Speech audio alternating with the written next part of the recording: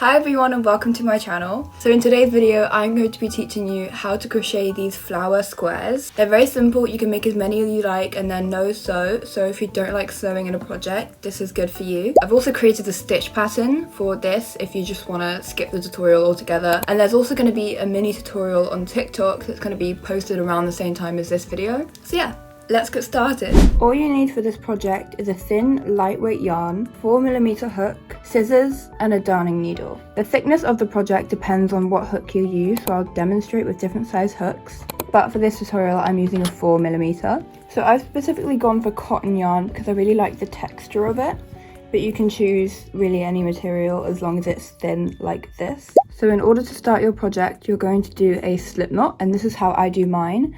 So lay out your fingers like this, like a pistol, and then wrap it around while holding it with your thumb, and then kind of make it into an X, and then get that bit of yarn underneath the other one so it creates kind of like a loop, and then pull it whilst also pulling your fingers away and pull it up, and you get this really big elongated loop.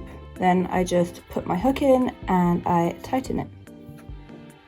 And that's how you make a slip knot. And now to start one single flower, we are going to do 15 chains. If you want it to be long lengthways, then you do multiples of 15, and then each 15 stitches is one single flower. But for this one, I'm just going to do it lengthways, so it's just one flower on top of another. So you've got your slip knot, wrap it around your fingers like this.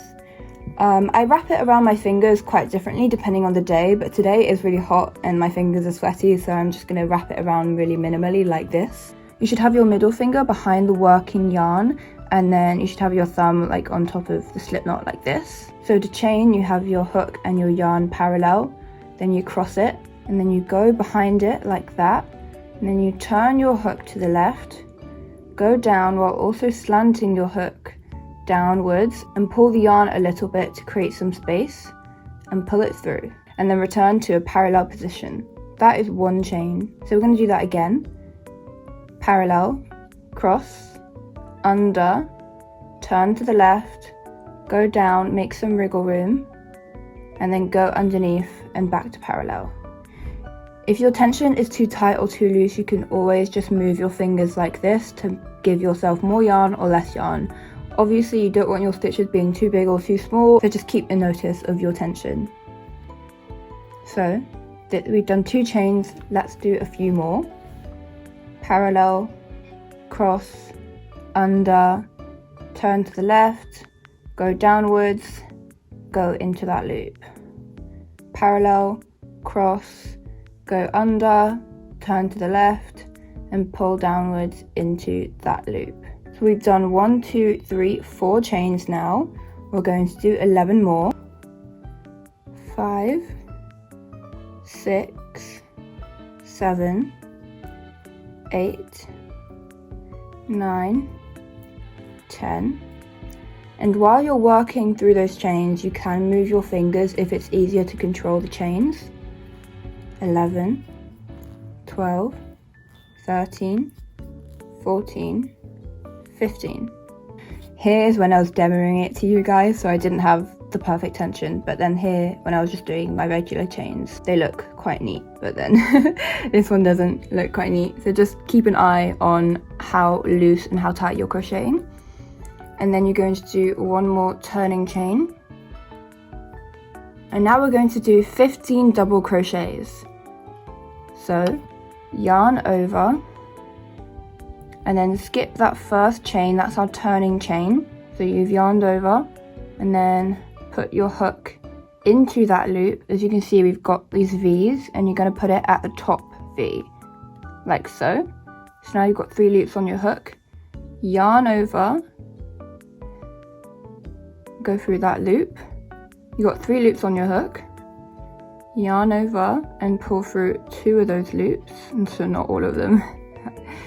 And then you're going to yarn over and go through the last 2 loops, and that is your first double crochet. Let's do a few more. So you're going to go through this loop. As you can see, this elongated one, this enlarged one, is something that we've already worked through, so go through the next one that's smaller than that. Go through that top loop. You might want to put your finger behind it just so your hook has somewhere to go. yarn over, pull through. You've got 3 loops on your hook, yarn over, pull through 2. So you've got 2 loops on your hook, and then yarn over and pull through 2 more. That is your second double crochet. Yarn over, go through your chain, yarn over, pull through. You've got 3 loops on your hook, yarn over, pull through 2 loops on your hook, and then yarn over, pull through 2 more, and that's it. You should always have this little loop on your hook. That's just kind of the working yarn. So I'm going to crochet very slowly the rest of the row.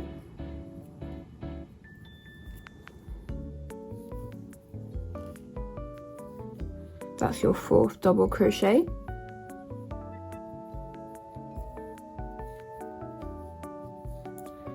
That's your 5th double crochet. 6th, and so on. I'll meet you at the end of the row. Now once you've reached the end of your row and you've done 15 double crochets, you're going to chain 1 and then turn your work. So that's the end of row 1, and now we're going to go to row 2. Yarn over and go through into that first stitch. So as you can see at the top, you've still got those V's. That's the back loop and this is the front loop. But normally when you work into a stitch, you go through both of those loops. So you put it through kind of that hole. I like to stretch it so I can see the holes in the stitches. So I go through there, make sure there's 2 loops right there. And then yarn over and pull through. There are 3 loops on your hook. Yarn over, pull through 2. And then yarn over and pull through 2. So now you've made your first double crochet of the row. Let's do 4 more. And then after you've done 5 double crochets, you're going to chain 2, yarn over twice, and then skip 2 stitches, so skip these 2 and go into the 3rd one. With all of those loops on your hook, go through that stitch, yarn over, pull through. You will have 4 loops on your hook, yarn over and pull through 2. You'll have 3 loops on your hook, yarn over.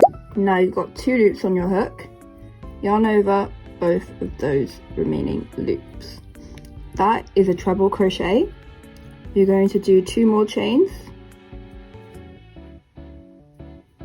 skip 2 stitches and go into that 3rd stitch and do a double crochet. So it may be a bit weird having the chain attached, but just continue doing your double crochet like normal and hold the stitch in place. So that's 1 double crochet. Let's do 4 more. So that last stitch is always a bit of a pain to go into, but just remember there are the 2 loops on the side and just go through those 2 loops and double crochet like normal. So as you see in that second row, we've done 5 double crochets on either side, and then in the middle there's a triple crochet with 2 chains surrounding it.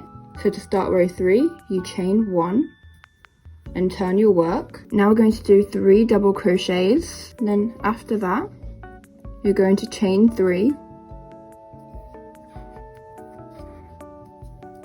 and then you're going to single crochet in this chain space. So you're not going to crochet in the chain, but you're going to crochet around it. So put your hook in that space, yarn over and pull through. You've got 2 loops on your hook, and then yarn over and pull through both of those loops to do a single crochet, and then just fiddle with it a bit so that it's like right next to that triple crochet. And then you're going to do another single crochet but on top of that treble crochet. So you're going to go through in those loops, yarn over, pull through. You've got 2 loops on your hook, and then yarn over and go through both of them, and then you're going to do 1 more in that chain space.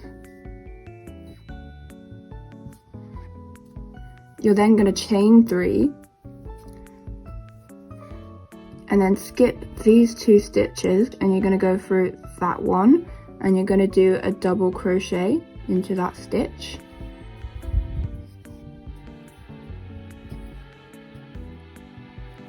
And then you're going to do 2 more to get a total of 3 double crochets. So that is your 3rd row done. Then you're going to get to your 4th, so chain and turn your work. yarn over and do a double crochet in that first stitch.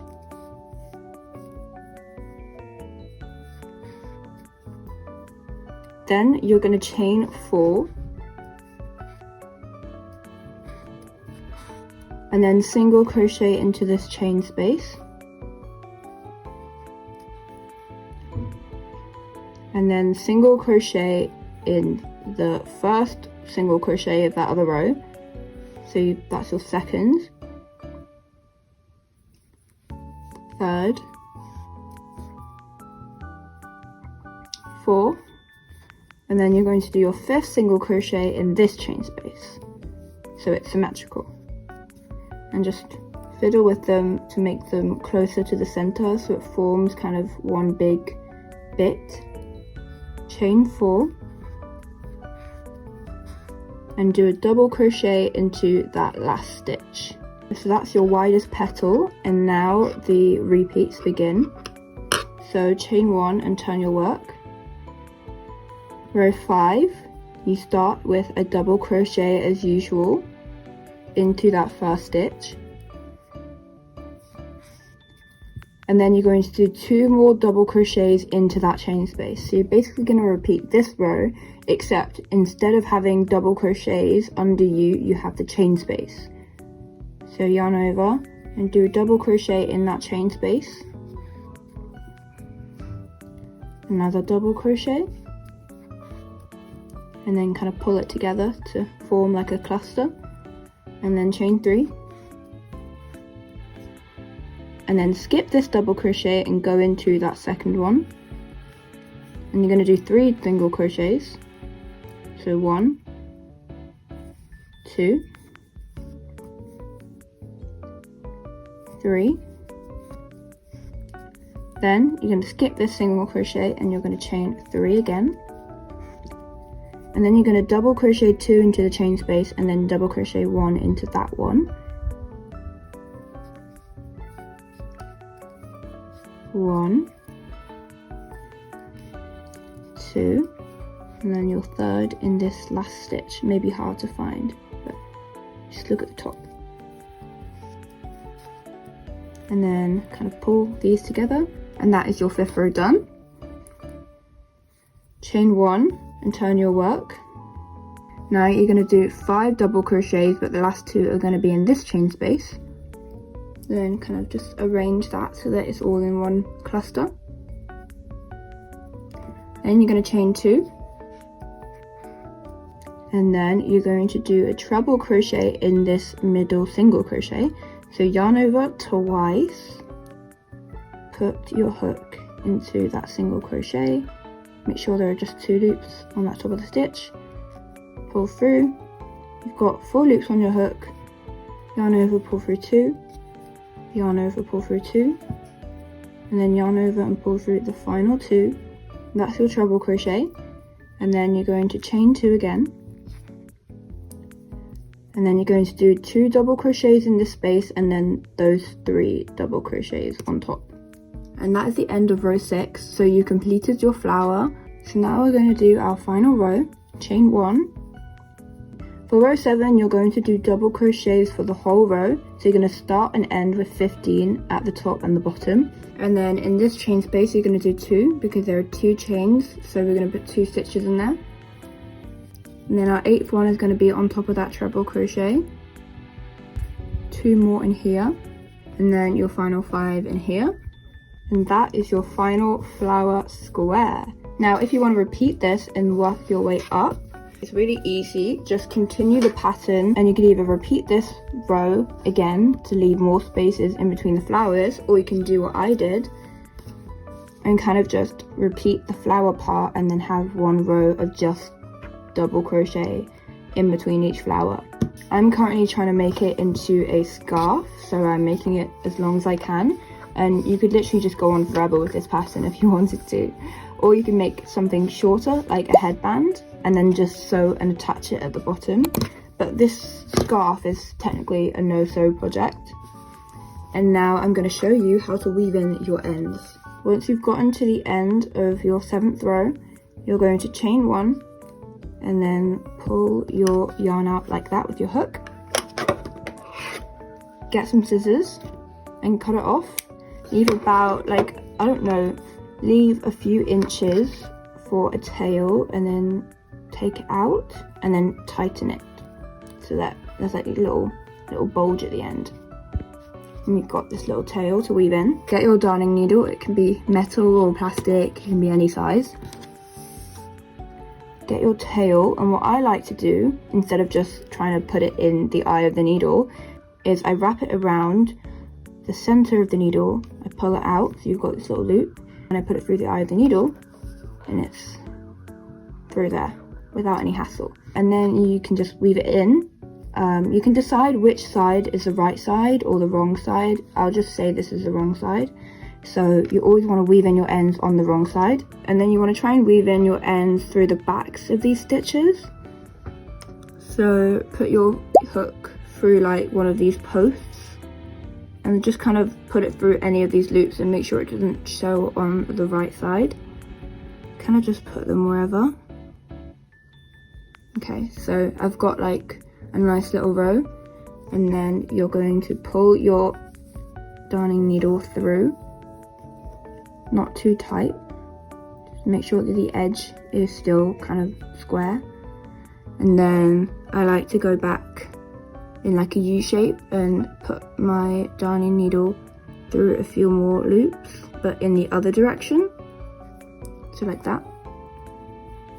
And I also like to use like a contrasting colour for my needle so that I don't, like, I don't know, lose it.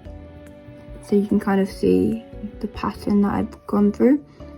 And then I'm going to go back in the same loop that I've just been in and kind of create a knot by going into it several times. You see it's got a little bump. I'm going to go through it again and again until I feel like it's fastened and it's tightened and it won't like budge. It will create a little bump on the outside, but that's why it's the wrong side, and then you can't really see it on the right side. Let's just tighten it, and then you want to cut it off, and then just kind of stretch it out again so it can be hidden. You want to do something similar with this end, but I'm not really bothered to do that right now. But it's basically just the same thing. Just make sure that you know which one is the wrong side and then which side is the right side, so that if your ends kind of start to show up a little bit on the back, you don't really see it that much. And that is your final square. Thank you for watching my tutorial. I hope you enjoyed the video. Please comment down below what you'd like to see next, and also what you're gonna make with this pattern. Stay tuned for my future videos and follow me on all my socials. I'll link them down below. Please like and subscribe, and I'll see you in the next one. Bye!